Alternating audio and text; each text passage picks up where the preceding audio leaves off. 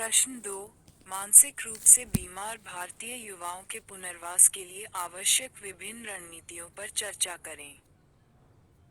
उत्तर। मानसिक रूप से बीमार भारतीय युवाओं के पुनर्वास के लिए एक व्यापक और सांस्कृतिक रूप से संवेदनशील दृष्टिकोण की आवश्यकता है जो उनकी अनूठी चुनौतियों का समाधान करे। कई रणनीतियां उनके पुनर्वास में योगदान दे सकती हैं। 1. समुदाय आधारित मानसिक स्वास्थ्य सेवाएं। सामुदायिक मानसिक स्वास्थ्य सेवाएं स्थापित करना जो सुलभ और परामर्श, सहायता समूह और संकट हस्तक्षेप सहित किफायती देखभाल, प्रारंभिक पहचान और हस्तक्षेप में सहायता कर सकती है। 2. शैक्षणिक कार्यक्रम। कलंक को कम करने के लिए स्कूलों और कॉलेजों में मानसिक स्वास्थ्य जागरूकता कार्यक्रम लागू करना। समझ को बढ़ाना और हर हस्तक्षेप को बढ़ावा देना। मानसिक स्वास्थ्य समस्याओं के संकेतों को पहचानने के लिए शिक्षकों और छात्रों को प्रशिक्षित।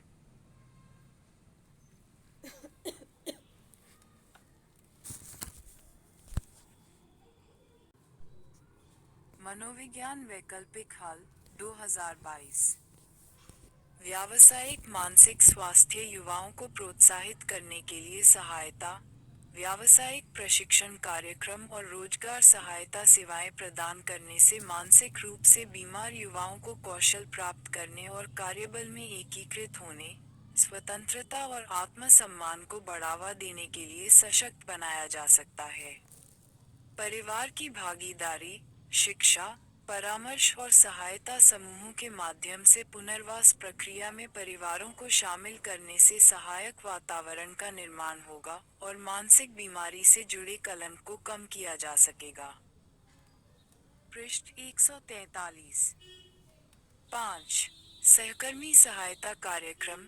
सहकर्मी सहायता नेटवर्क और मेंटरशिप कार्यक्रम स्थापित करना, जहां ऐसे व्यक्ति जिन्होंने अपने मानसिक स्वास्थ्य को सफलतापूर्वक प्रबंधित किया है, अपने अनुभव साझा करते हैं और मार्गदर्शन प्रदान करते हैं। संकट हस्तक्षेप सेवाएं। संकट मुक्त रेखाएं और मोबाइल संकट सहायता विकसित करना, ताकि तत्काल सहायता प्रदान की जा सके, तीव्र घटनाओं को रोका जा सके और अस्पताल में भर्ती होने से रोका जा सके। इन रणनीतियों को प्रभावी ढंग से लागू करने के लिए सरकारी एजेंसियों, मानसिक स्वास्थ्य पेशेवरों, गैर लाभकारी संगठनों और सामुदायिक नेताओं के बीच तालमेल की आवश्यकता है। समग्र और समावेशी दृष्टिकोण अपनाकर मानसिक रूप से विकलांग युवाओं के पुनर्वास को बढ़ाया जा सकता है, जिससे उनके समग्र विकास को बढ़ावा मिलेगा। समाज में कल्याण और एकीकरण। प्रश्न।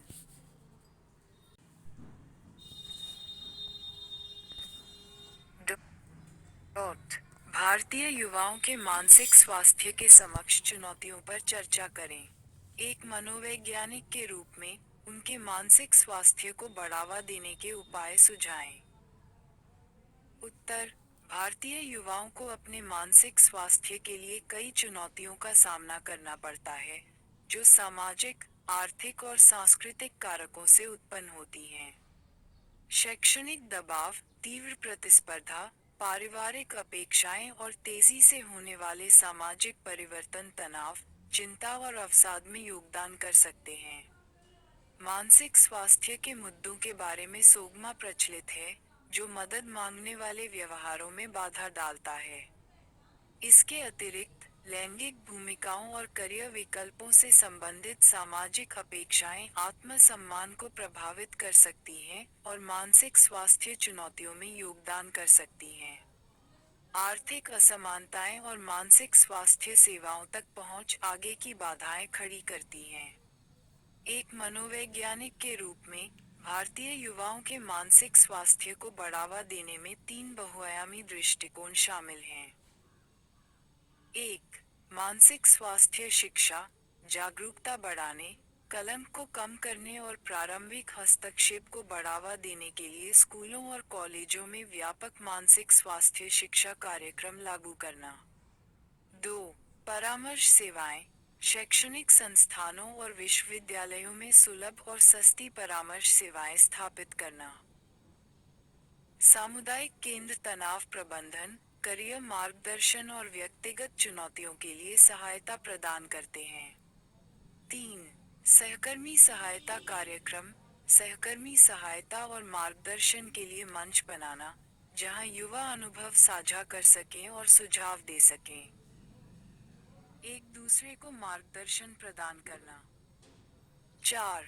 कौशल निर्माण कार्यक्रम, मुकाबला कौशल, लचीलापन और भावनात्मक बुद्धिमत्ता पर केंद्रित कार्यशालाएं और कार्यक्रम प्रदान करना। युवाओं को चुनौतियों का प्रभावी ढंग से सामना करने के लिए उपकरणों से लैस करना।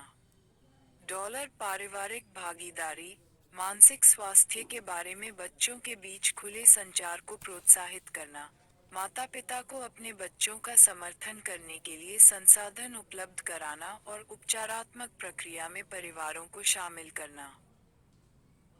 भारतीय युवाओं में मानसिक स्वास्थ्य चुनौतियों से निपटने के लिए शैक्षिकी, सामाजिक और आर्थिक विकास सहित व्यापक और सहयोगात्मक प्रयास की आवश्यकता है। प्रतिस्थापन, समुदाय, परिवार और मानसिक स्वास्थ्य पेशेवर जागरूकता, सहायता सेवाओं और सांस्कृतिक संवेदनशीलता को मिलाकर मनोवैज्ञानिक भारत में युवाओं के लिए एक स्वस्थ मानसिक वातावरण को बढ़ावा देने में योगदान।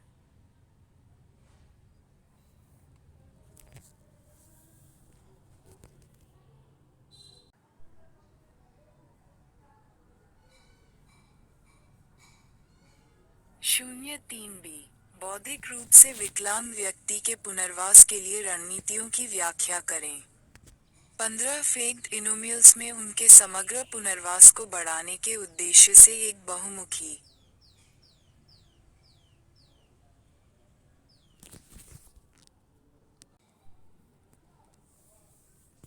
मनोविज्ञान वैकल्पिक हल 12023। 1. व्यक्तिगत मूल्यांकन और योजना, व्यक्ति की ताकत, कमजोरियों और विशिष्ट विशेषताओं का संपूर्ण मूल्यांकन। जरूरतों को पूरा करना महत्वपूर्ण है। यह एक व्यक्तिगत पुनर्वास योजना विकसित करने का आधार बनता है जो संज्ञानात्मक, भावनात्मक और सामाजिक पहलुओं पर चर्चा की। पृष्ठ 19। 2. कौशल विकास कार्यक्रम, अनुकूलित हस्तक्षेप आवश्यक जीवन कौशल विकसित करने पर ध्यान केंद्रित करते हैं, जिसमें संचार, घर की देखभाल और सामाजिक कौशल शामिल हैं। व्यावसायिक चिकित्सा और व्यावसायिक प्रशिक्षण व्यक्तियों को दैनिक जीवन और संभावित रोजगार के लिए आवश्यक कौशल हासिल करने में मदद कर सकते हैं। 3. संज्ञानात्मक व्यवहार थेरेपी, सीबीटी। सीबीटी प्रतिकूल व्यवहार और विचार पैटर्न को संबोधित करने में प्रभावी हो सकता है। यह व्यक्तियों को नकारात्मक व्यवहार को पहचानने और संशोधित करने में मदद करता है और अधिक अनुकूली मुकाबला तंत्र को बढ़ावा देता है। 4. सामाजिक एकीकरण और समावेशन, सामुदायिक गतिविधियों में भागीदारी को प्रोत्साहित करना और सामाजिक संपर्क को बढ़ावा देना व्यक्ति के सामाजिक कौशल और अपनेपन की भावना को बढ़ा सकता है। समावेशी शिक्षा और समुदाय आधारित कार्यक्रम एकीकरण को बढ़ावा देने में महत्वपूर्ण भूमिका निभाते हैं। 5. पारिवारिक सहायता और शिक्षा, पुनर्वास प्रक्रिया में परिवारों को शामिल करना आवश्यक है।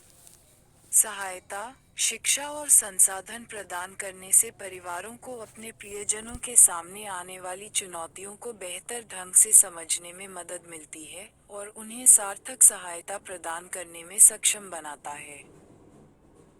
बौद्धिक रूप से विकलांग व्यक्तियों के सफल पुनर्वास के लिए शिक्षकों, चिकित्सकों, स्वास्थ्य सेवा पेशेवरों और परिवार के सदस्यों को शामिल करते हुए एक व्यापक और सहयोगात्मक दृष्टिकोण आवश्यक है।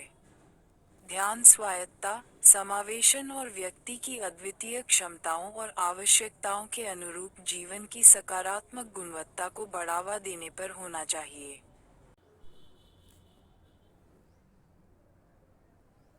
4 मानसिक रूप से विकलांग व्यक्तियों के पुनर्वास में सामाजिक और पर्यावरणीय हस्तक्षेप की भूमिका पर चर्चा करें। भारतीय परिवेश में ऐसे हस्तक्षेप क्यों महत्वपूर्ण हैं? उत्तर: भारत में मानसिक चुनौतियों वाले व्यक्तियों के पुनर्वास में सामाजिक और पर्यावरणीय पहल महत्वपूर्ण भूमिका निभाती हैं। विविध सामाजिक, सांस्कृतिक और आर्थिक वास्तविकताओं के संदर्भ में इस आबादी की बहुमुखी जरूरतों को संबोधित करना। हस्तक्षेपों में सामाजिक समावेश को बढ़ावा देने के उद्देश्य से रणनीतियों की एक विस्तृत श्रृंखला शामिल है। कलंक को कम करना, पहुंच में सुधार करना, संसाधनों का उपयोग और मानसिक स्वास्थ्य की स्थिति वाले व्यक्तियों के लिए जीवन की समग्र गुणवत्ता को बढ़ाना। मानसिक चुनौतियों वाले व्यक्तियों की ये स्थापना और समुदाय आधारित समर्थन विशिष्ट व्यक्तियों के लिए हैं। व्यक्तिगत रूप से स्तब्ध स्पिनरों की इन सेवाओं में मनोसामाजिक पुनर्वास कार्यक्रम और व्यावसायिक प्रशिक्षण शामिल हो सकते हैं। कॉपटोन ओनुन पेशे व्यक्तियों को गायन समर्थन विकसित करने वाले नाटक प्रदान करके आकर्षक प्रस्तुतिकरण के अवसर, ये कार्यक्रम संचार और प्रचार में उनके एकीकरण की सुविधा प्रदान करते हैं।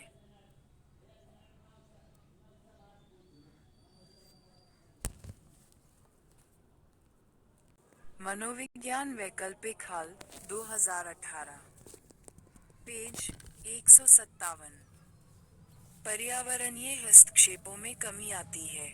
इसमें कलंक कम करने के अभियान, मानसिक रूप से बीमार व्यक्तियों की स्वीकृति, समझ और समावेशन तथा नकारात्मक दृष्टिकोण और रूढ़िबद्धता संबंधी पहलों को चुनौती देना, तथा नीतिगत परिवर्तनों, इन हस्तक्षेपों और रूढ़ियों के लिए उचित समर्थन को बढ़ावा देना शामिल हो सकता है। जागरूकता बढ़ाकर, छात्रों की वकालत करके, तथा मानसिक चुनौतियों के लिए वकालत करके, हम अधिक समावेशी और सहायक समुदायों के निर्माण में योगदान करते हैं, जहां मानसिक रूप से बीमार व्यक्ति पनप सकते हैं। भारतीय संदर्भ में, सामाजिक और महाद्वीपीय हस्तक्षेप विभिन्न कारकों के कारण विशेष रूप से महत्वपूर्ण हैं। मानसिक चुनौतियों वाले व्यक्तियों के खिलाफ कलंक और भेदभाव भारतीय समाज में व्याप्त है, जिससे सामाजिक बहिष्कार, हाशिए पर जाने की स्थिति पैदा होती है। इसके अतिरिक्त, सीमित संसाधन, अपर्याप्त बुनियादी ढांचा और मानसिक स्वास्थ्य सेवाओं तक पहुंच में असमानताएं पुनर्वास और समावेशन में महत्वपूर्ण बाधाएं उत्पन्न करती हैं।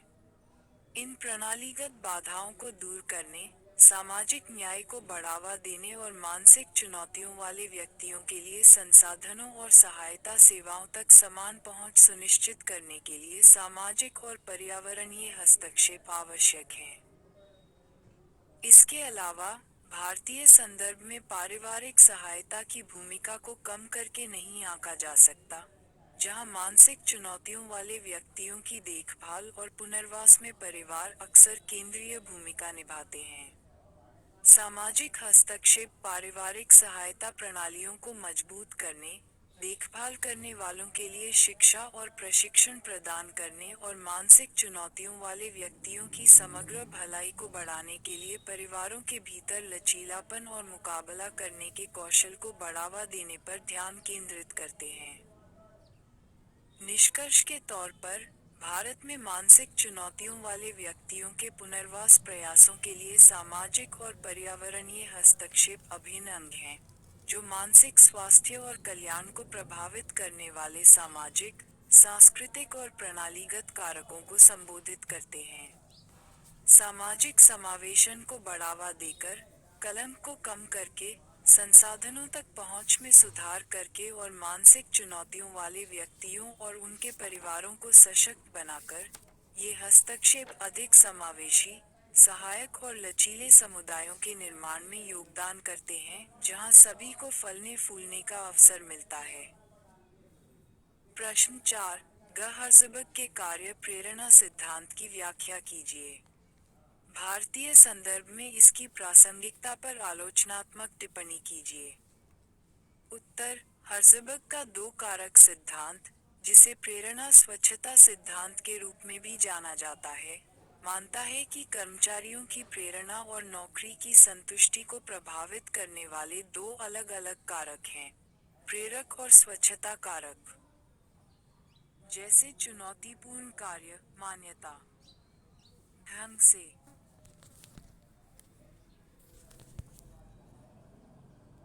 प्रश्न एक घ संभावित स्मृति और संज्ञानात्मक गिरावट वाले वरिष्ठ नागरिकों के पुनर्वास में सांस्कृतिक कारक क्या भूमिका निभाते हैं?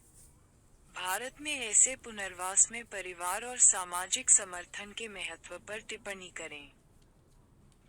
उत्तर सांस्कृतिक कारक स्मृति और संज्ञानात्मक गिरावट वाले वरिष्ठ नागरिकों के पुनर्वास में महत्वपूर्ण भूमिका निभाते हैं, क्योंकि वे उम्र बढ़ने की धारणाओं, स्वास्थ्य देखभाल के प्रति दृष्टिकोण और भारत में सहायता के लिए संसाधनों की उपलब्धता को आकार देते हैं, जहां सांस्कृतिक मूल्य, अंतर पीढ़ीगत संबंधों पर जोर दिया जाता है, और तमाली गुटी, परिवार पुनर्वास प्रक्रिया में महत्वपूर्ण भूमिका निभाता है। पारंपरिक भारतीय टेमीज़ोहन बुजुर्ग सदस्यों को प्राथमिक देखभाल और भावनात्मक समर्थन प्रदान करती हैं, जो उनके पुनर्वास यात्रा पर सकारात्मक प्रभाव डाल सकती है। इसके अतिरिक्त, उम्र बढ़ने के संबंध में सांस्कृतिक दृष्टिकोण और व्यवहार में सहायता चाहने वाले व्यवहार और उपचार वरीयताओं पर भी ध्यान दिया जा सकता है। पुनर्वास कार्यक्रमों में पारंपरिक प्रथाओं जैसे सांस्कृतिक रूप से संवेदनशील दृष्टिकोणों को एकीकृत करने से मदद मांगने वाले व्यवहार और उपचार वरीयताओं में भी सुधार हो सकता है। वरिष्ठ नागरिकों और उनके परिवारों के बीच उनकी प्रभावशीलता और स्वीकृति। भारत में व्यापक सामाजिक कल्याण प्रणालियों की कमी के कारण परिवार और सामाजिक समर्थन विशेष रूप से महत्वपूर्ण है। सेंसर के लिए विशेष देखभाल सुविधाओं तक संयुक्त पहुंच परिवार के सदस्य प्राथमिक देखभालकर्ता के रूप में कार्य करते हैं। दैनिक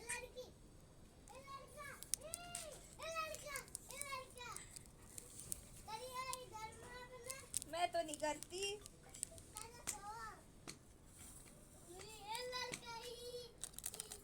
आयो इतनी बड़ी चोटी हो लग। मनोविज्ञान वैकल्पिक हल 2018 पृष्ठ 153।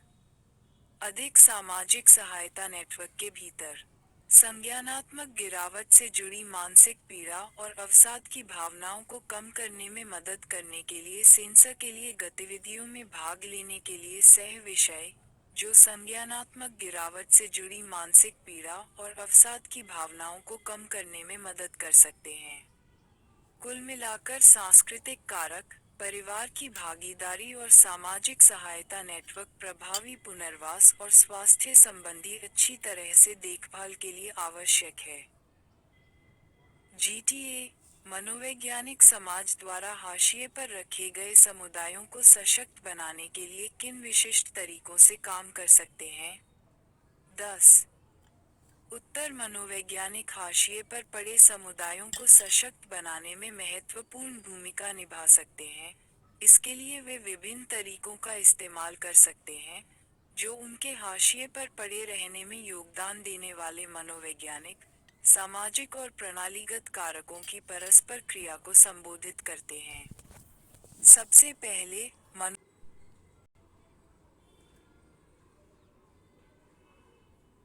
प्रश्न 4 ख वृद्ध लोगों में संज्ञानात्मक समस्याओं की प्रमुख सीमाओं पर चर्चा करें। उनके मनोसामाजिक स्वास्थ्य को बेहतर बनाने के लिए इस्तेमाल की जाने वाली रणनीतियों का उल्लेख करें। उत्तर, संज्ञानात्मक समस्याओं वाले वृद्धों की प्रमुख सीमाएं। 1. स्मृति क्षीणता। वृद्धावस्था में संज्ञानात्मक समस्याओं में अक्सर स्मृति में गिरावट शामिल होती है, जो अल्पकालिक और दीर्घकालिक दोनों पर प्रभाव डालती है। स्मृति, ये दैनिक कामकाज और महत्वपूर्ण जानकारी को याद करने की क्षमता को प्रभावित कर सकता है। 2. कार्यकारी कार्य में कमी। समस्या समाधान, निर्णय लेना और एक साथ कई काम करने जैसे कार्यकारी कार्य उम्र के साथ कम हो सकते हैं। इससे जटिल कार्यों को संभालने और नई परिस्थितियों के अनुकूल ढलने में चुनौतियां आ सकती हैं। 3.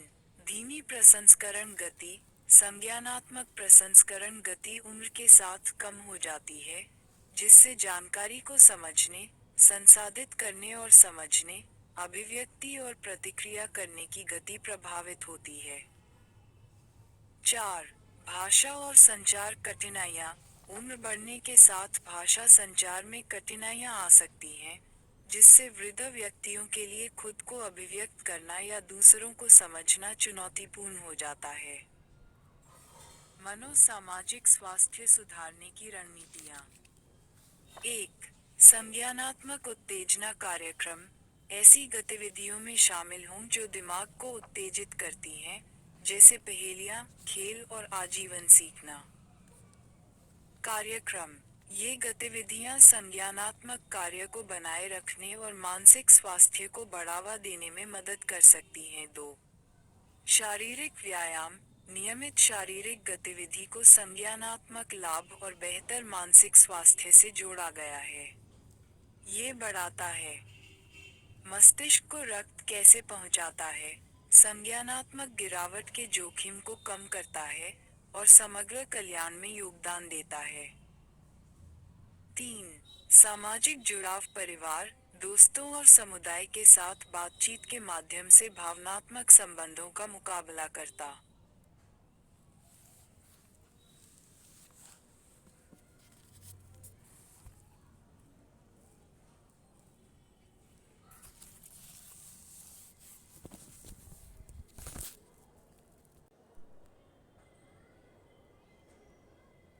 करता है।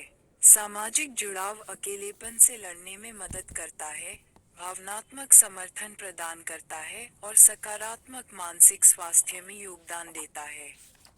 4. आधुनिक जीवनशैली भी भावनात्मक रूप से स्वस्थ लोगों को बढ़ावा देती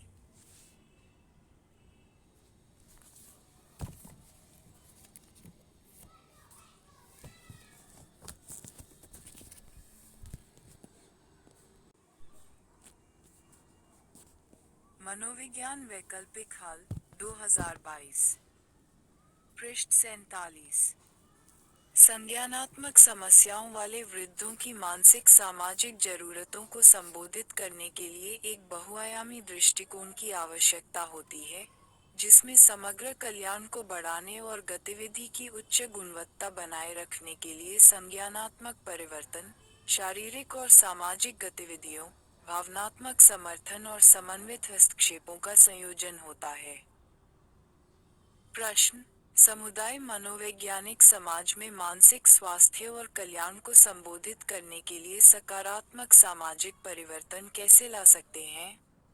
उपयुक्त उदाहरणों के साथ समझाएं। 20 उत्तर। मानसिक स्वास्थ्य और कल्याण के रहस्य को संबोधित करने के लिए सकारात्मक सामाजिक परिवर्तन को बढ़ावा देने में समुदाय मनोवैज्ञानिक महत्वपूर्ण भूमिका निभाते हैं।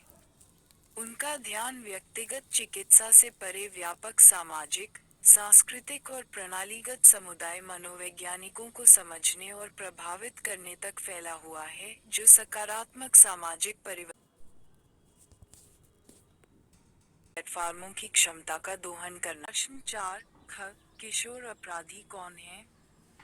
सशक्तिकरण, सामाजिक विकास और राष्ट्रीय प्रगति। पुनर्वास में शामिल कदमों पर चर्चा करें। 15 उत्तर। किशोर अपराधी 18 वर्ष से कम आयु के वे व्यक्ति होते हैं जो अवैध कार्य करते हैं या असामाजिक व्यवहार में संलग्न होते हैं और सामाजिक मानदंडों या कानूनों का उल्लंघन करते हैं। किशोर अपराध में कई तरह के अपराध शामिल हैं, जिनमें छोटे अपराध जैसे कि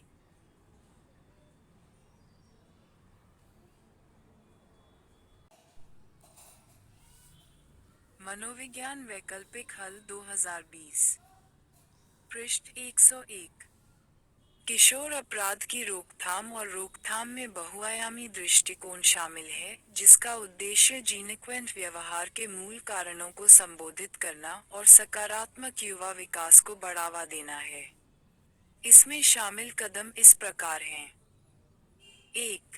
प्रारंभिक हस्तक्षेप और रोकथाम कार्यक्रम गरीबी, पारिवारिक अव्यवस्था, मादक द्रव्यों के सेवन और मानसिक स्वास्थ्य संबंधी मुद्दों जैसे अंतर्निहित जोखिम कारकों को संबोधित करने के लिए जोखिमग्रस्त युवाओं और उनके तमिलों पर लक्षित प्रारंभिक हस्तक्षेप कार्यक्रमों को लागू करें।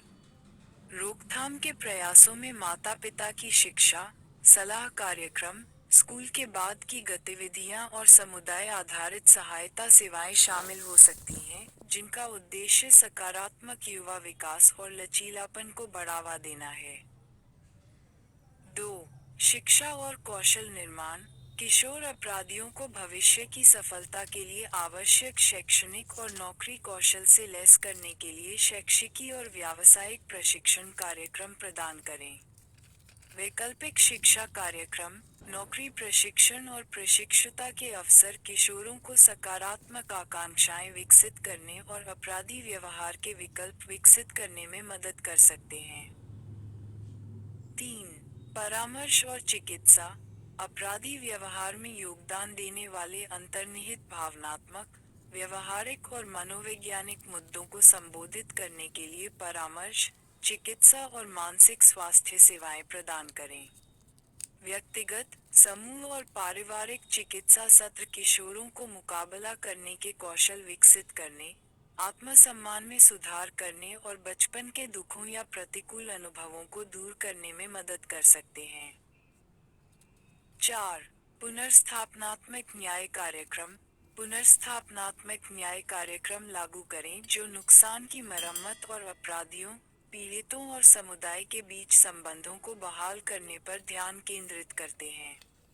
पीड़ित अपराधी मध्यस्थता, क्षतिपूर्ति और सामुदायिक सेवा जैसी पुनर्स्थापनात्मक प्रथाएं किशोरों को उनके कार्यों की जिम्मेदारी लेने, उनके व्यवहार के प्रभाव को समझने और उनके कार्यों से प्रभावित लोगों के लिए सुधार करने में मदद करती हैं। 5.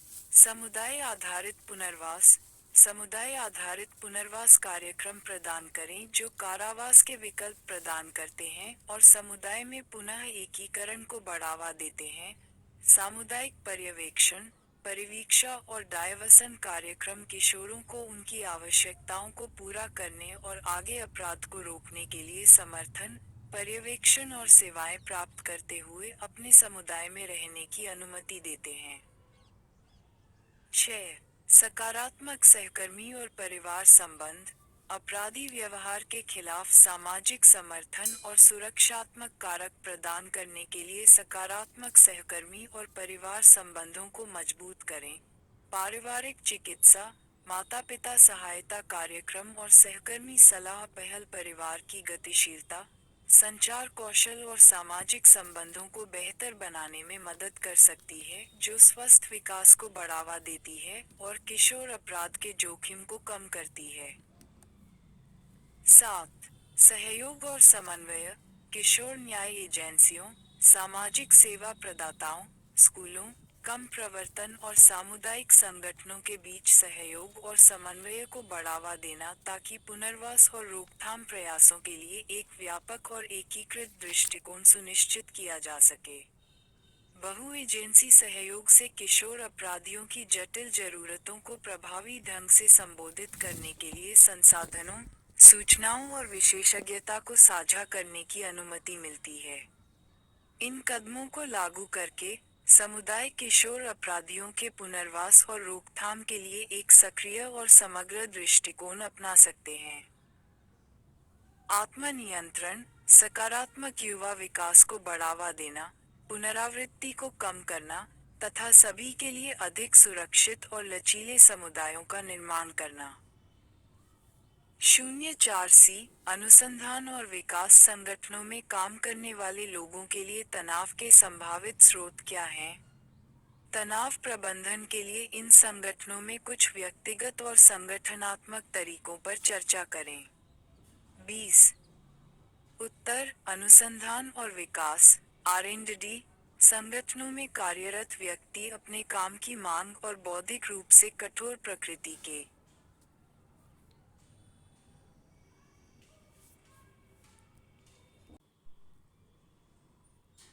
24 उत्तर, एल्बर्ट बांडुरा का सामाजिक अधिगम सिद्धांत एक मनोवैज्ञानिक ढांचा है जो अपराध व्यवहार को समझने में योगदान देता है।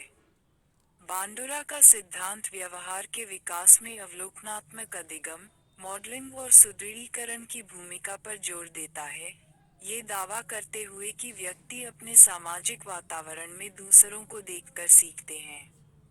आपराधिक व्यवहार से संबंधित बांडुरा के सामाजिक अधिगम सिद्धांत के प्रमुख घटक इस प्रकार हैं। 1. अवलोकनात्मक अधिगम भंडारा ने तर्क दिया कि व्यक्ति दूसरों के व्यवहार को देखकर टीम बनाते हैं। आपराधिक व्यवहार के संदर्भ में, इसका मतलब है कि व्यक्ति अपने आसपास के लोगों, जैसे कि प्रेमी, सहकर्मी या मीडिया के लोगों की हरकतों को देखकर और उनकी नकल करके आपराधिक प्रवृत्ति प्राप्त कर सकते हैं। 2. मॉडलिंग सिद्धांत यह मानता है कि दैवीय लोग ऐसे व्यवहार को शुरू करने की अधिक संभावना रखते हैं जिसे पुरस्कृत किया जाता है या सकारात्मक रूप से सुदृढ़ किया जाता है।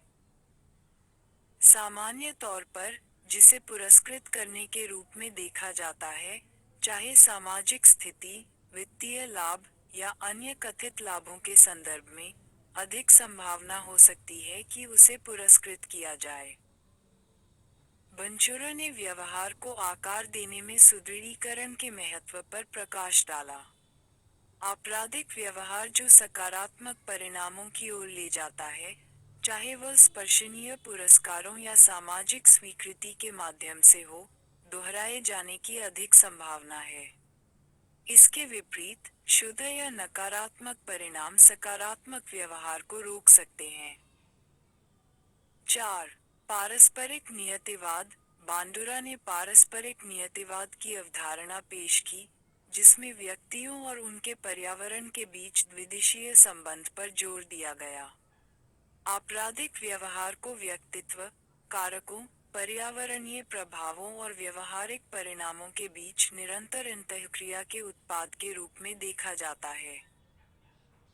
बंडुरा के नजरिए से आपराधिक गतिविधियों को समझने के लिए सामाजिक संदर्भ, रोल मॉडल की भूमिका और आपराधिक कृत्यों से जुड़े संभावित सुदृढ़ीकरण या दंड। सिद्धांत सुझाव देता है कि आपराधिक व्यवहार को कम करने के उद्देश्य से हस्तक्षेपों को पर्यावरण की स्थितियों को बदलने, सुदृढ़ीकरण संरचनाओं को संशोधित करने और व्यक्तियों को संशोधित करने और सीखने के लिए सकारात्मक विकल्प प्रदान करने पर ध्यान केंद्रित करना चाहिए। इसके अतिरिक्त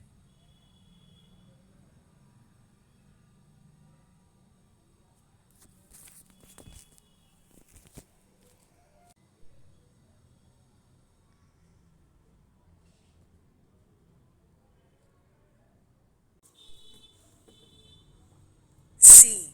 भारत के विशेष संदर्भ में घरेलू हिंसा के पीड़ितों के पुनर्वास में मनोवैज्ञानिक की भूमिका पर चर्चा करें। 20 उत्तर दें। भारत में घरेलू हिंसा के पीड़ितों के पुनर्वास में, मनोवैज्ञानिक पीड़ितों के मनोवैज्ञानिक, भावनात्मक और मानसिक स्वास्थ्य पहलुओं को संबोधित करने में महत्वपूर्ण भूमिका निभाते हैं। इस संदर्भ में मनोवैज्ञानिकों द्वारा निभाई जाने वाली कई प्रमुख भूमिकाएं इस प्रकार हैं। 1. आघात मूल्यांकन और परामर्श मनोवैज्ञानिक घरेलू हिंसा के पीड़ितों पर पड़ने वाले मनोवैज्ञानिक प्रभाव का मूल्यांकन करते हैं। वे व्यक्तियों को आघात से निपटने, तनाव का प्रबंधन करने और उनकी भावनात्मक भलाई को फिर से बनाने में मदद करने के लिए परामर्श प्रदान करते हैं। 2. व्यक्तिगत और समूह चिकित्सा प्रत्येक पीड़ित की विशिष्ट आवश्यकताओं को संबोधित करने के लिए व्यक्तिगत और समूह चिकित्सा सत्र तैयार किए गए हैं। समूह चिकित्सा, विशेष रूप से, पीड़ितों के बीच समुदाय और समर्थन की भावना को बढ़ावा दे सकती है। 3. सुरक्षा योजना मनोवैज्ञानिक सुरक्षा योजनाएं विकसित करने में सहायता करते हैं, जो पीड़ितों को जेल छोड़ने की चुनौतियों से निपटने में मदद करती हैं। अपमानजनक संबंध। इन योजनाओं में अक्सर शारीरिक सुरक्षा और भावनात्मक कल्याण के लिए रणनीतियां शामिल होती हैं। 4. सशक्तिकरण और आत्मसम्मान निर्माण। मनोवैज्ञानिक पीड़ितों के आत्मसम्मान और आत्मविश्वास के पुनर्निर्माण की दिशा में काम करते हैं।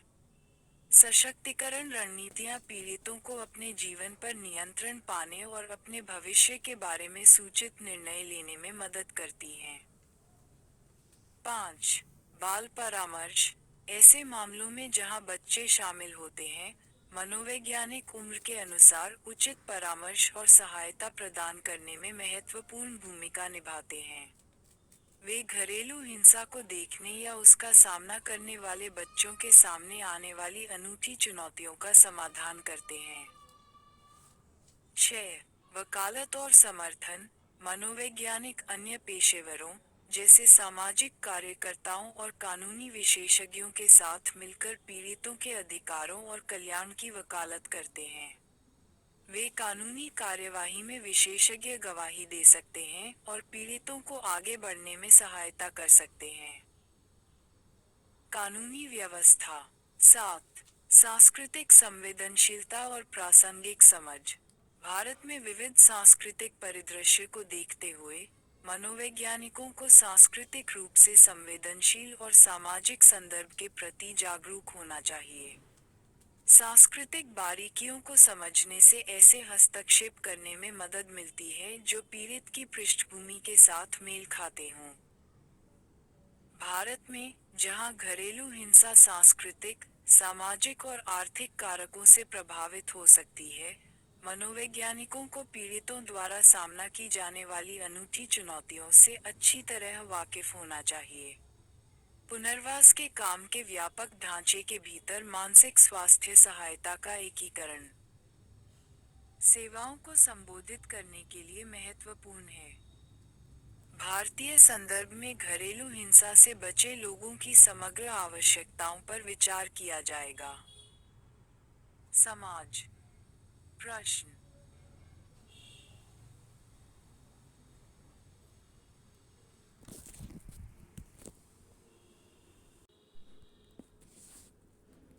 प्रश्न ख। कार्यस्थल पर महिलाओं के यौन उत्पीड़न की प्रकृति और मनोवैज्ञानिक परिणामों पर चर्चा करें। विभिन्न सुझाव दें। इससे उबरने के लिए व्यवहार पैटर्न। 20। उत्तर। कार्यस्थल पर यौन उत्पीड़न की प्रकृति और मनोवैज्ञानिक परिणाम। कार्यस्थल पर यौन उत्पीड़न एक व्यापक मुद्दा है जिसमें अवांछित यौन प्रस्ताव, यौन एहसान के लिए अनुरोध, या यौन प्रकृति का कोई अन्य अनुचित संपर्क शामिल है। यौन उत्पीड़न की प्रकृति और परिणाम गंभीर हैं, जो पीड़ितों को शारीरिक और व्यावसायिक दोनों तरह से प्रभावित करते हैं। मनोवैज्ञानिक परिणाम। 1.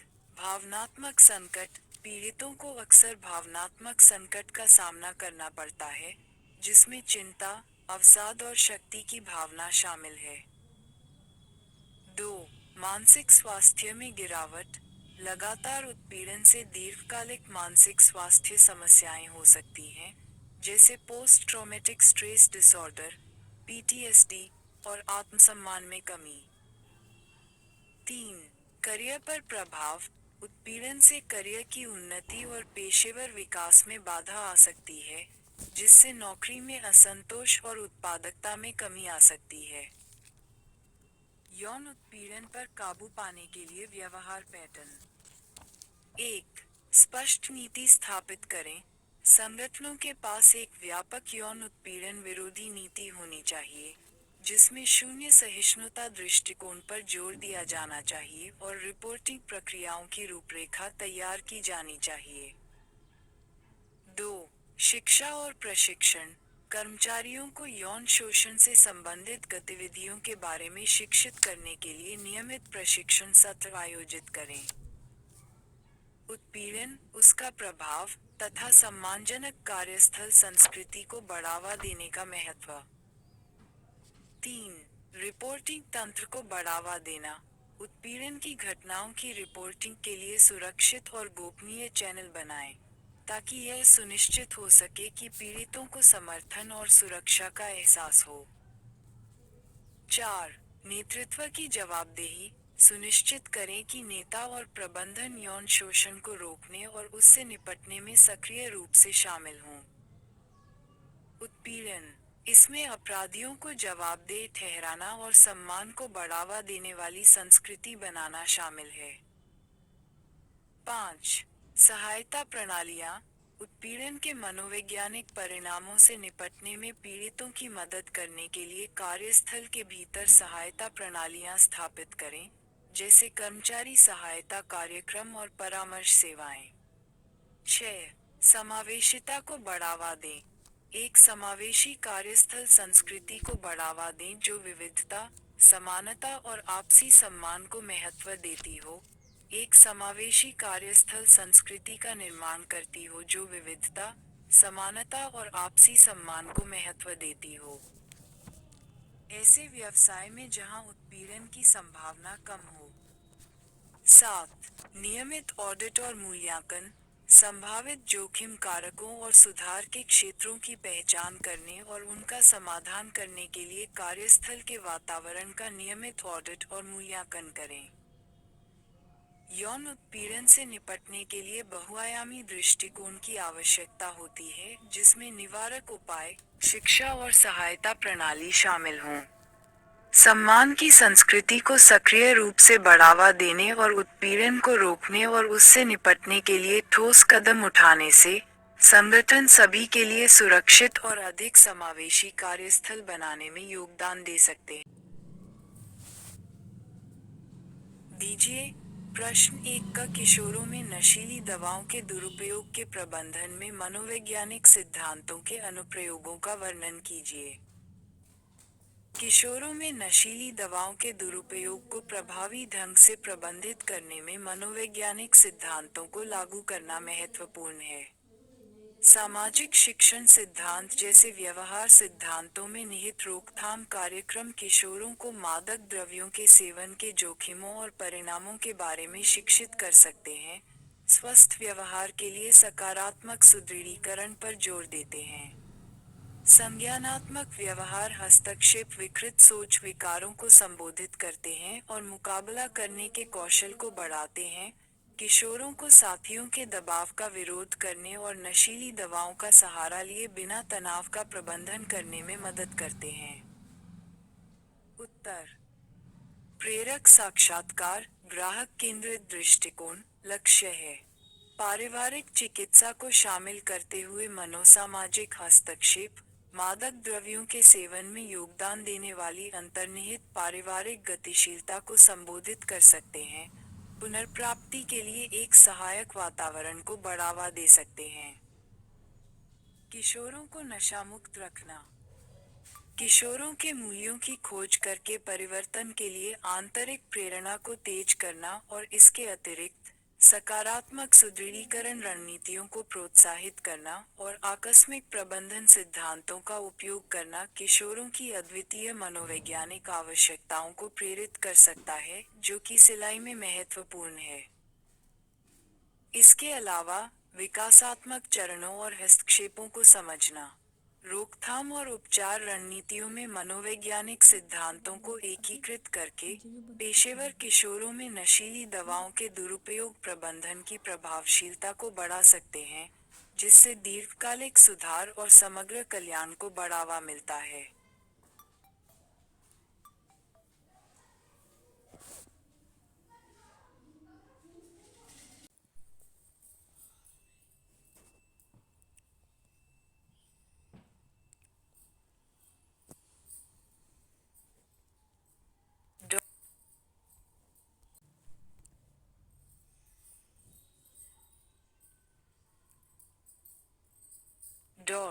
ख मादक द्रव्यों के सेवन से पीड़ित व्यक्तियों के पुनर्वास में सामाजिक एजेंसियों की भूमिका पर प्रकाश डालिए।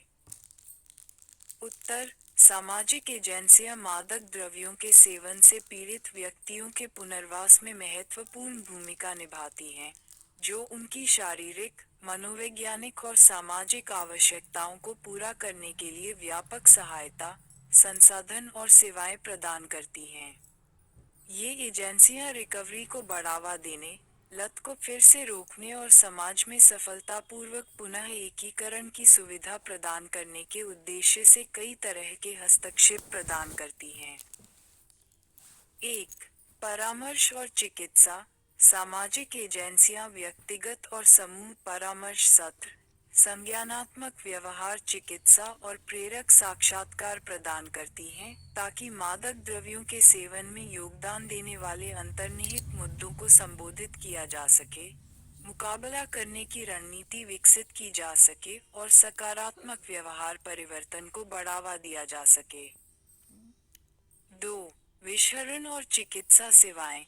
कई सामाजिक एजेंसियां विषहरण, नशामुक्ति प्रबंधन और मादक द्रव्यों के सेवन से जुड़ी स्वास्थ्य स्थितियों जैसे HIV, एड्स, हेपेटाइटिस और मानसिक स्वास्थ्य विकारों के उपचार के लिए चिकित्सा पर्यवेक्षण और सहायता प्रदान करती हैं।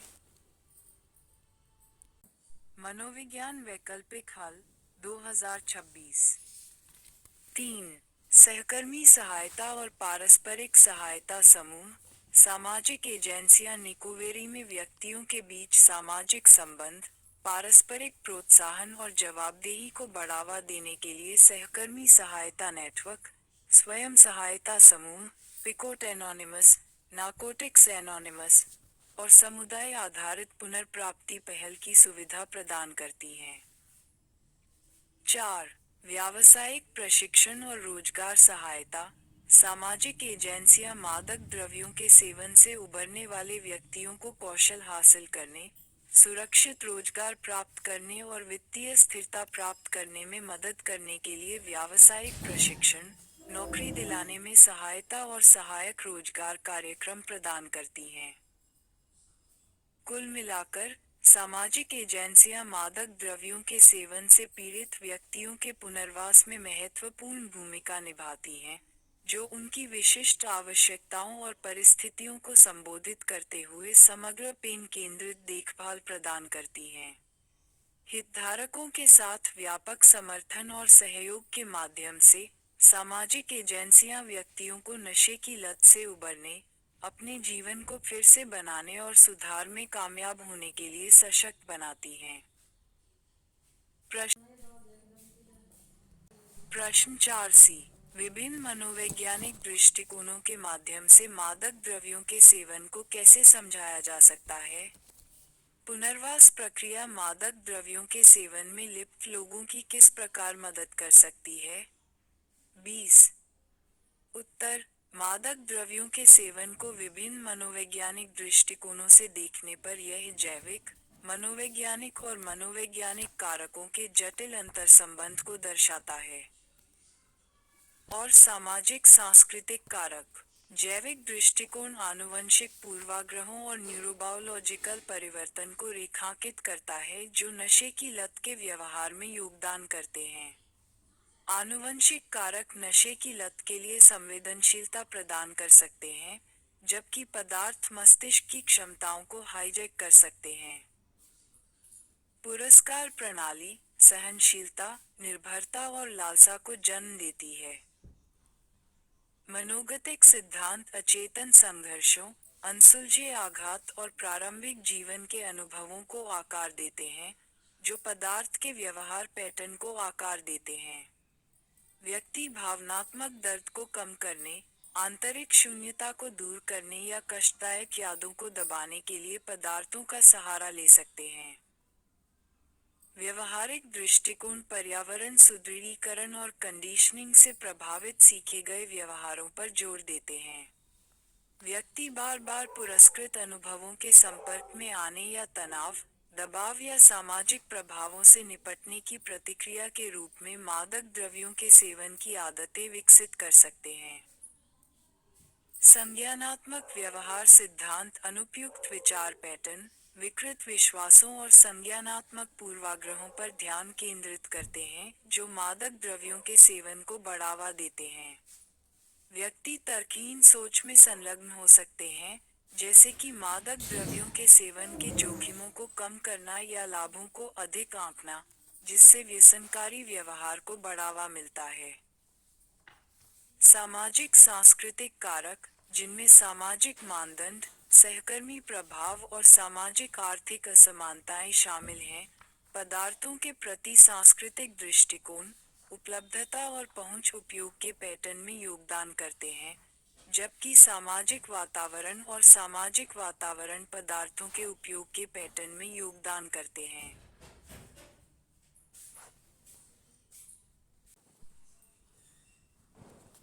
मनोविज्ञान वैकल्प 2019, पृष्ठ 129।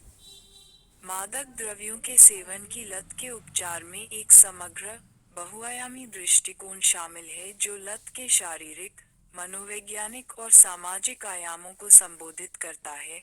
विषहरण, डिटॉक्सिफिकेशन, आमतौर पर पहला कदम है, लक्षणों के बिना सुरक्षित रूप से प्रबंधन करने और शारीरिक निर्भरता को संबोधित करने के लिए चिकित्सा पर्यवेक्षण प्रदान करता है। व्यक्तिगत और समूह चिकित्सा सहित थमापेक हस्तक्षेप का उद्देश्य अंतर्निहित मुद्दों का पता लगाना, मुकाबला करने की रणनीति विकसित करना और पुनरावृत्ति को रोकना है। संज्ञानात्मक व्यवहार चिकित्सा, सीबीटी, प्रेरक साक्षात्कार, एमआई, और आकस्मिक प्रबंधन संज्ञानात्मक विकृतियों को संबोधित करने, परिवर्तन के लिए प्रेरणा बढ़ाने और सकारात्मक व्यवहार को सुदृढ़ करने के लिए आमतौर पर नियोजित दृष्टिकोण हैं। दवा सहायता उपचार, मद का उपयोग लालसा को नियंत्रित करने, वापसी के लक्षणों को कम करने और मादक द्रव्यों पर निर्भरता से उबरने में सहायता के लिए किया जा सकता है। मद विकल्पों में ओपियोइड की लत के लिए ओपियोइड एगोनिस्ट, जैसे मीथाडोन, ब्यूप्रेनोर्फिन, और शराब उपयोग विकार के लिए दवाएं, जैसे नाल्ट्रेक्सोन, एकेम्प्रोसेट, शामिल हैं।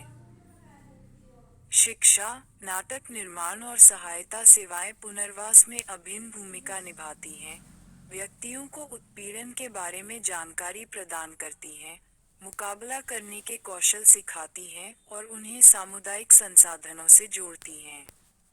सहकर्मी सहायता समूह, पारिवारिक चिकित्सा, व्यावसायिक पुनर्वास और आवास सहायता सामाजिक एकीकरण और दीर्घकालिक सुधार को बढ़ावा देती है। संक्षेप में, मादक द्रव्यों का सेवन एक जटिल घटना है जो जैविक, मनोवैज्ञानिक और सामाजिक सांस्कृतिक कारकों से प्रभावित होती है। पुनर्वास प्रयासों में व्यसन से जूझ रहे व्यक्तियों की विविध आवश्यकताओं को ध्यान में रखते हुए एक व्यापक, व्यक्तिगत दृष्टिकोण अपनाना चाहिए। अनुभाग बी।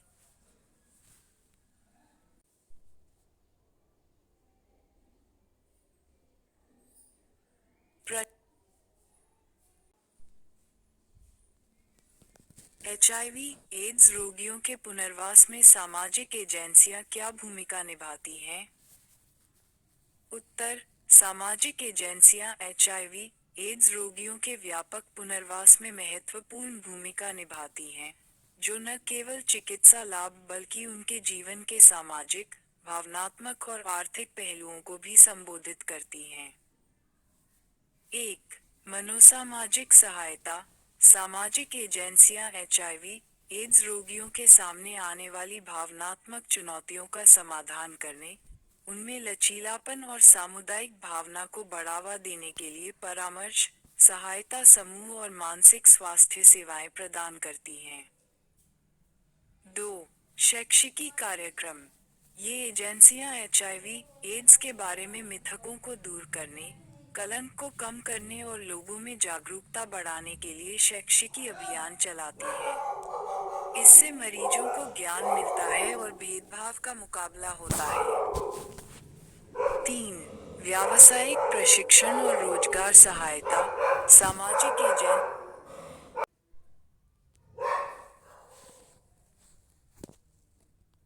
1.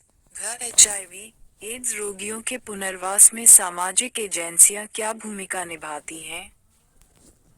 उत्तर: सामाजिक एजेंसियां एचआईवी एड्स रोगियों के व्यापक पुनर्वास में महत्वपूर्ण भूमिका निभाती हैं, जो न केवल चिकित्सा लाभ बल्कि उनके जीवन के सामाजिक, भावनात्मक और आर्थिक पहलुओं को भी संबोधित करती हैं।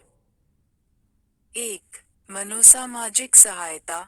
सामाजिक एजेंसियां एचआईवी, एड्स रोगियों के सामने आने वाली भावनात्मक चुनौतियों का समाधान करने, उनमें लचीलापन और सामुदायिक भावना को बढ़ावा देने के लिए परामर्श, सहायता समूह और मानसिक स्वास्थ्य सेवाएं प्रदान करती हैं। 2. शैक्षिकी कार्यक्रम। ये एजेंसियां एचआईवी, एड्स के बारे में मिथकों को दूर करने, कलंक को कम करने और लोगों में जागरूकता बढ़ाने के लिए शैक्षिकी अभियान चलाती हैं। इससे मरीजों को ज्ञान मिलता है और भेदभाव का मुकाबला होता है। 3. व्यावसायिक प्रशिक्षण और रोजगार सहायता। सामाजिक एजेंसियां एचआईवी, एड्स से पीड़ित व्यक्तियों को आर्थिक रूप से सशक्त बनाने, आत्मनिर्भरता को बढ़ावा देने और वित्तीय तनाव को कम करने के लिए कौशल निर्माण कार्यक्रम और नौकरी प्लेसमेंट सेवाएं प्रदान करती हैं। 4.